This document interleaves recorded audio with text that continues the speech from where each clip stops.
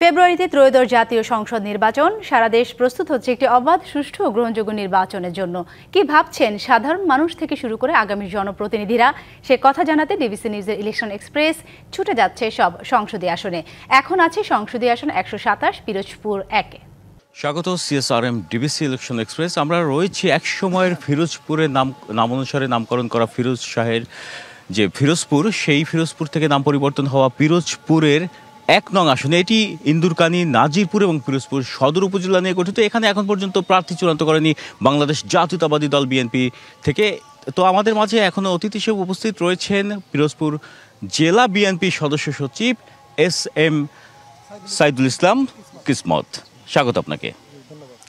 আমরা জানতে চাচ্ছিলাম যে এখানে কতজন মনোনয়ন প্রত্যাশী রয়েছেন এবং তারা মাঠে কাজ করছেন, কি ধরনের সাড়া ফেলছে, ভোটাররা কি চাইছেন?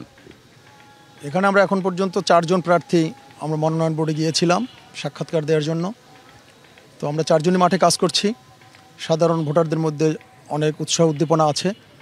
দীর্ঘদিন সংগ্রামের পরে আমরা একটা নিরপেক্ষ সরকারের অধীনে নির্বাচন পেতে যাচ্ছি আগামী ফেব্রুয়ারি মাসে। সকল ভোটাররাই আলহামদুলিল্লাহ এখানে ভোট দেওয়ার জন্য প্রস্তুত আছে এবং দীর্ঘদিন এখানে আমাদের জাতীয়তাবাদী দলের নেতাকর্মীরা কাজ করছে। যেহেতু আমরা 2001 সাল, 2007 সাল, 2008 সাল এবং 2018 সালের এই নির্বাচনগুলোতে আমাদের দলীয় প্রার্থী ছিল না, জোট প্রার্থীকে আমাদের এই আসনটি ছেড়ে দিতে হয়েছিল। সেই জন্য এবার বিএনপির সাধারণ নেতাকর্মীদের মধ্যে একটা আগ্রহ আছে এবং দাবি আছে যারা এটা বিএনপির কোনো নেতাকে যেন দেওয়া হয়, এবং দিলে সব নেতাকর্মীরা তারা মাঠে কাজ করতেছে, প্রার্থীরাও কাজ করতেছে। আলহামদুলিল্লাহ আমরা নির্বাচনে জয়ের ব্যাপারে আশাবাদী। ভোটাররা কি প্রত্যাশা করছেন আপনাদের কাছ থেকে এবং আপনারা কি প্রতিশ্রুতি দিচ্ছেন? বিশেষ করে প্রার্থী যারা রয়েছে মাঠে কাজ করছেন, তারা কি বলছেন ভোটারদের? আমরা ভোটারদেরকে প্রতিশ্রুতি তো আসলে এককভাবে দেওয়ার কিছু নয়। আপনারা জানেন যে আমাদের দলের ভারপ্রাপ্ত চেয়ারম্যান আরও 2 বছর আগে আমাদের দলের 31 দফা কর্মসূচি ঘোষণা করেছেন। একটি আধুনিক বাংলাদেশ বিনির্মাণের জন্য যা যা প্রয়োজন এই 31 দফার মধ্যেই রয়েছে। এই 31 দফার আলোকে আমরা একটি আধুনিক বাংলাদেশ গড়ার জন্য যা যা করা দরকার সেটা আমরা করব বলে আমরা জনগণের কাছে প্রতিশ্রুতি দিচ্ছি। মাঠ পর্যায়ে কাজ করছেন, তৃণমূল এই সংগঠনটিকে কতটা সুসংগঠিত করতে পেরেছেন? আলহামদুলিল্লাহ আমাদের সকল ইউনিটি কমিটি রয়েছে এবং আমাদের তৃণমূল অত্যন্ত সংঘবদ্ধ আমরা দেখিয়েছি। আপনারা জানেন যে নাজিরপুরে আওয়ামী লীগের আমলে আমাদের একজন প্রার্থী, আমাদের বর্তমান আহ্বায়ক, উনি জেলে বসে উপজেলা চেয়ারম্যান নির্বাচিত হয়েছিলেন। এটা সংগঠন না থাকলে সম্ভব না, আমরা সেটা হয়েছি। পিরোজপুরে আমাদের আশানুরূপ ফলাফল করেছি, যদিও ওই সরকারের আমলে নির্বাচন করা কোনো অবস্থাতেই সম্ভব ছিল না। তারপরেও আমরা যে নির্বাচনগুলোতে অংশগ্রহণ করেছি সেখানে আমরা যথাযথভাবে ফাইট দিয়েছি। আমাদের জিয়ানগর উপজেলা, যেটা সরকার নাম পরিবর্তন করে আবার ইন্দুরকানী রেখেছে, সেই জিয়ানগর উপজেলায় আমরা আমাদের দলের ভাইস চেয়ারম্যান নির্বাচিত করেছি এবং ওই আসনটি আমরা উপজেলার নমিনেশনও জোটকে ছেড়ে দিয়েছিলাম এবং সে জোট বিজয়ী হয়েছে। অতএব থেকে বোঝা যায় ভোটারদের মাঝে আমাদের দলের অবস্থান সুদৃঢ়। আপনার কথা ধরেই বলতে চাচ্ছি যে শুধুমাত্র নাম পরিবর্তনের মধ্যেই সীমাবদ্ধ থাকবে উপজেলা, নাকি উন্নয়ন কার্যক্রমে আপনারা পরিবর্তন দেখাবেন? এই উপজেলাটি তো আমরা সৃষ্টি করেছি।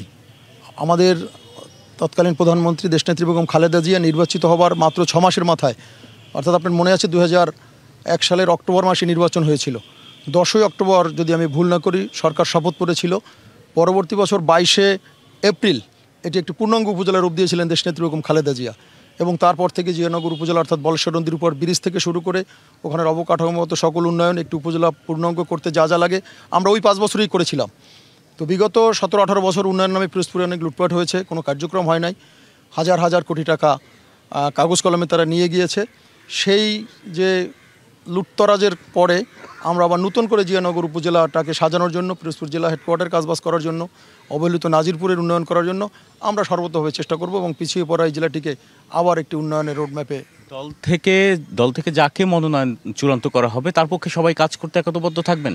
অবশ্যই থাকবো, অবশ্যই। এটা আমাদের দলের প্রতি কমিটেড আমরা সবাই, যে আমাদের দল যাকে মনোনয়ন দেবে তার পক্ষে আমরা সবাই মিলে কাজ করব।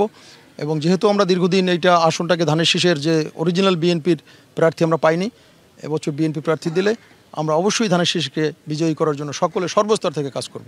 এই আসনে আপনাদের প্রতিদ্বন্দ্বী কাকে মনে করছেন? এই আসনে এখন তো আসলে আমাদের পতিত স্বৈরাচার তো নির্বাচন করার মতো তাদের সাংগঠনিক অবস্থা নেই। এখন আমাদের মূল প্রতিপক্ষ জামাত ইসলামের প্রার্থী হবে বলে আমরা মনে করি। এবং এই আসন থেকে আপনারা জয়ের ব্যাপারে যাকে প্রার্থী চূড়ান্ত করবেন তার পক্ষে কাজ করবেন এবং জয়ের ব্যাপারে কতটা আশাবাদী? দেখেন এখানে আমাদের মূল প্রতিপক্ষ ছিল আওয়ামী লীগ। আওয়ামী লীগ যখন মাঠে নাই, এখানে জামাতে ইসলাম আমাদের 4 দলীয় ঐক্যজোটের শরিক ছিল এবং এখানে আমাদের দেলোয়ার হোসেন সাঈদী সাহেব প্রার্থী ছিলেন। আমরা 3টা নির্বাচন ওনারকে প্রার্থী হিসাবে সামনে রেখে করেছি। ওনাদের সাংগঠনিক সক্ষমতা সম্পর্কে আমরা যথেষ্ট ওয়াকিবহাল। আমাদের ভোট নিয়ে আমাদের কর্মীদের প্রচেষ্টায় উনি বিজয় অর্জন করেছে। একবার সেটা আমরা করাতেও ব্যর্থ হয়েছি। তো আমরা বিশ্বাস করি, আমরা শতভাগ আশাবাদী। ধন্যবাদ আপনাকে। যেমনটি শুনছিলাম, এখানে প্রার্থীর পক্ষ হয়ে যারা কাজ করছেন মাঠ পর্যায়ে তৃণমূল নেতারা, তারা কিন্তু জয়ের ব্যাপারে আশাবাদী এবং এর পরবর্তী বুলেটিনে আমরা এই আসনের অন্য কোনো দলের প্রার্থীর সাথে কথা বলবো এবং জানবো সাধারণ মানুষ থেকে সেখানে প্রার্থীদের নির্বাচনী ভাবনা। সে পর্যন্ত দেখতে থাকুন CSRM ডিবিসি ইলেকশন এক্সপ্রেস।